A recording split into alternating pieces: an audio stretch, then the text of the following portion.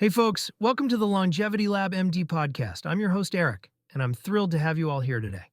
So Jack, let's start with this. Dr. Oliver Zolman has an ambitious goal, right? I mean, reverse aging in 81 different organs? That's not your everyday health initiative. Ambitious is one way to put it, Eric. Dr. Zolman's work is truly groundbreaking. Using his longevity level 1 to 3 framework, he's designed tailored protocols for measuring and enhancing biological age across all these organ systems.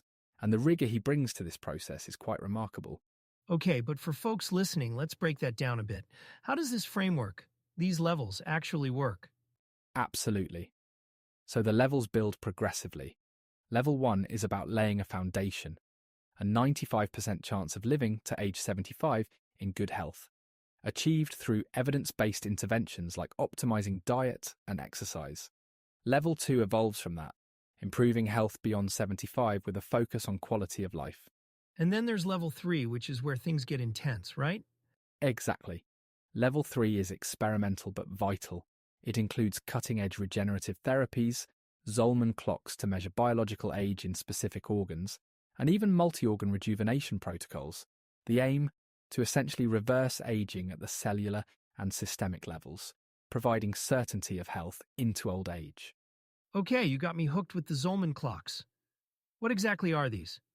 Well, they're a conceptual and methodological tool Dr. Zolman uses to track aging across all 81 organs. These clocks combine biomarkers and biostatistical rigor to quantify biological age accurately. Imagine being able to measure how old your lungs are biologically versus your actual age. Whoa, that's wild. And kind of terrifying, honestly. Perhaps, but it's also empowering. For instance, his competitive rejuvenation leaderboard showcases individuals engaging in scientifically validated protocols to improve their scores, creating accountability and motivation. It's health optimization turned into, well, a competition. Competitive longevity. Now, that's a phrase I didn't think we'd discuss today. But yeah, I guess it makes the science more accessible, even exciting for people. It does, and it's deeply applied science. For example, Brian Johnson, an entrepreneur, partners with Zolman for Project Blueprint, a perfectly tailored longevity plan. Johnson documents his journey, showing how personalized strategies make all the difference. So this isn't a one-size-fits-all model. It's entirely bespoke. Precisely. Zolman's protocols don't just aim to extend lifespan, they focus on qualitative improvement, blending cutting-edge science with actionable, individualized plans. It's incredibly methodical, yet visionary. Inspiring stuff, Jack. And just one more reason why longevity science is moving so fast. But let's table Dr. Zolman for now, because I know up next, we're getting into Dr. Peter Attia's take on Healthspan versus lifespan, which brings a whole different perspective to the conversation. So, Jack, we were just talking about extending lifespan with Dr. Zolman's work, but Dr. Peter Attia brings up a compelling point about Healthspan, the quality of those extra years. How does he frame that idea? Exactly, Eric. Lifespan is simply how long you live, but Healthspan measures the quality of life across those years, focusing on physical, cognitive, and emotional well-being, particularly as you approach your later decades. And this is where Attia's centenarian decathlon idea comes in, right? He's got this concept about training for old age like it's a sport. That's precisely it. The centenarian decathlon is about identifying physical and functional goals you want to achieve in your final decade.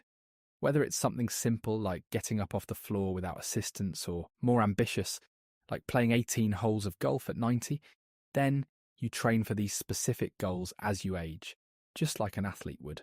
Okay, I love that metaphor. But let's be real here. It's not just about mobility, right? What about those big health threats he calls the Four Horsemen? Absolutely. The Four Horsemen are the major chronic conditions that eventually claim most lives: cardiovascular disease, cancer, neurodegenerative diseases like Alzheimer's, and metabolic disorders such as type 2 diabetes. Attia's strategies focus on preventing or mitigating these through what he calls his pillars of longevity. Let me guess. Exercise, nutrition, and sleep are at the top? Exactly. And he adds emotional health and pharmacological tools like targeted medications or supplements. But here's what makes his approach distinct. Attia emphasizes measurable outcomes. For example, improving your VO2 max, which is a marker of cardiovascular fitness and strongly linked to longevity. VO2 max, huh? Okay, so how does someone actually work on that? Well, VO2 max refers to your body's maximal oxygen uptake during exercise, essentially how efficient your heart and lungs are. Improving this involves structured cardio training, hitting specific intensity levels like Zone 2 cardio, which is just tough enough that you can barely hold a conversation while exercising. Barely talk? Sounds brutal. It's challenging but manageable once you build the habit. And the payoff? You're not just upping longevity, you're directly addressing one of the biggest predictors of lifespan cardiovascular health. Got it. So cardio for the heart, but what about strength training? I've heard Attia really pushes that too. He does, and with good reason. Maintaining muscle mass as you age is critical for independence. Strength training helps delay frailty, improves bone density, and prepares you for the physical challenges of later life. You don't want to rely on someone else just to stand up or carry groceries. True. And he ties this into nutrition, right? Like eating enough protein to support all that muscle work? Exactly. Protein synthesis becomes less efficient as we age, so Attia suggests targeting higher protein intake. He recommends at least 1.6 grams per kilogram of body weight. That's key to preserving muscle and supporting metabolic health, which, by the way, is a huge part of fighting those 4 horsemen. Man, this is starting to sound like a full-time job. It does sound intense, but the beauty of Attia's approach is that it's incredibly calculated. Start small, add incremental improvements, and over time, you're significantly altering your trajectory. And ultimately, the goal isn't just living longer, it's living better. Couldn't agree more.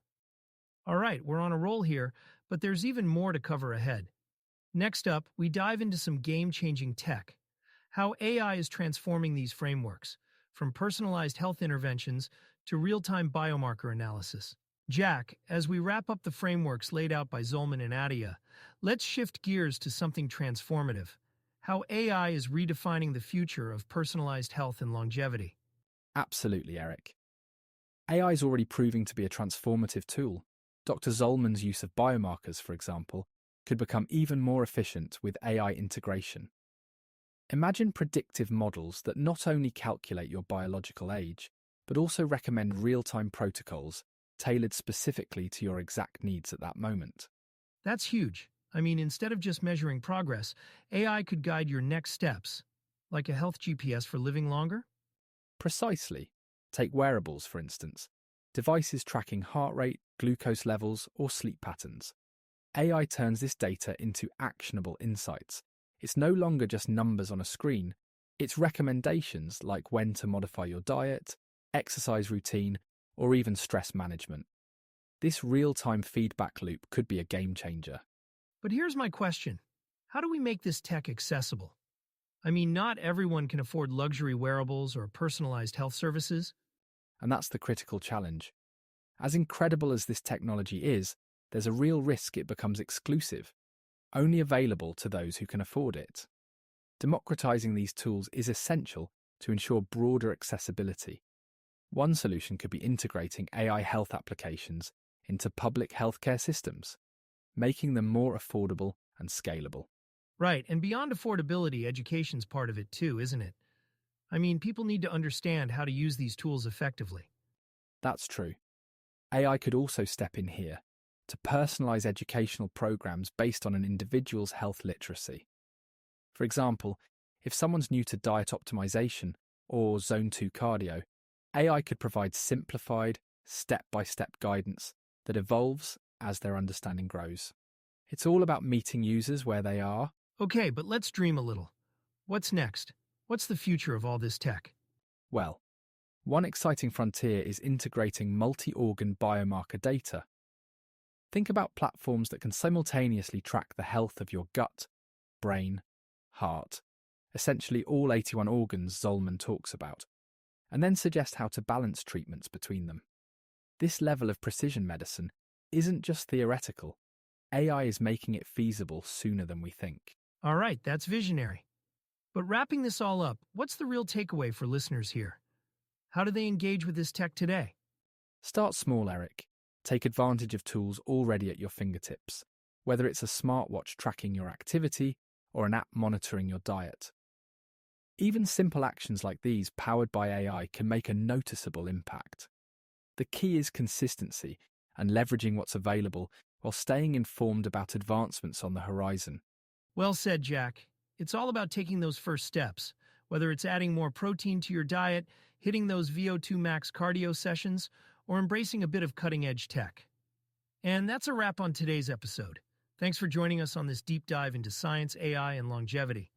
It's been a pleasure, Eric, and as always, great talking with you. To our listeners, stay curious and keep optimizing your health.